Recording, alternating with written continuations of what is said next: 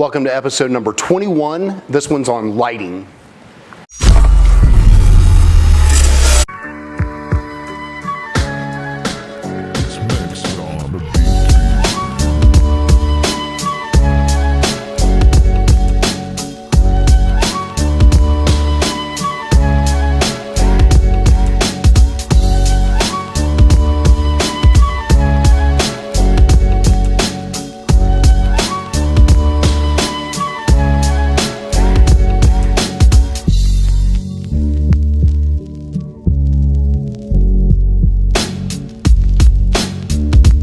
So something's a little bit different this week. I can't quite put my hands on it, but...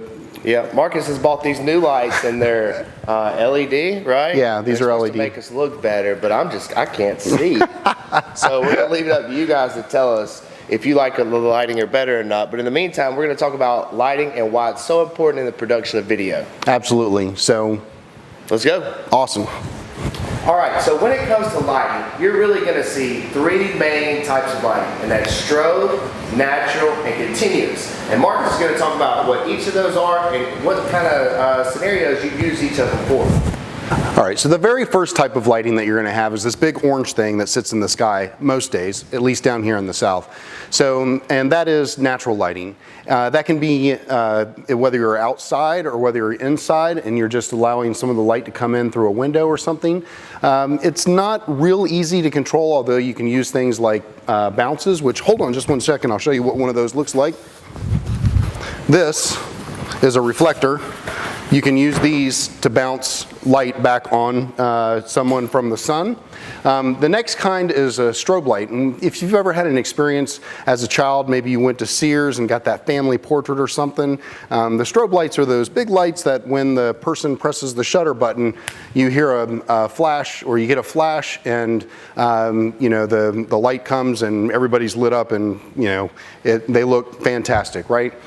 But those are mostly for photography. Natural light and continuous light, which is, as you would assume, continuous light is something that stays lit all the time, are what you'll see mostly for video. And so within those also, you have different types of light, whether it be incandescent or LED. And for the purposes of video, most everybody's moving to LED because you can use some dials, if you will, to change the color temperature of that light, and that allows you to kind of match the ambient light. So if you're in a location and your overhead lights are fluorescents, you can use the LEDs on a much cooler setting, much like you would go to Home Depot and buy, whether it's warm or cool.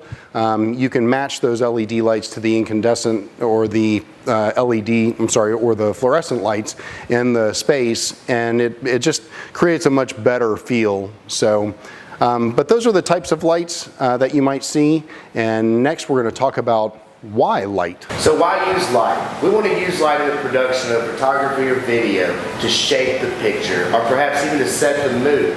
Lighting is going to be extremely important when you're looking at the different variations of stories you're trying to tell. Maybe for a sadder story, you'll use darker shades of light, but for a happier, upbeat, you'll go really bright and really friendly. And lighting can really almost tell a story in itself, I would think. Just remember, lighting is your friend, even if it's just that big orange thing in the sky. So without it, there's not going to be much to take, because video and photography doesn't work in pitch black. It's all about the lighting. Right. So with this video, make sure to follow us on Instagram. We post a lot of photography, a lot of videography, and just snapshots of what we're working on there. So if you go to Instagram and just type in Bluefish Rocks, you'll find us there. All right, see you for episode 22. It's coming next.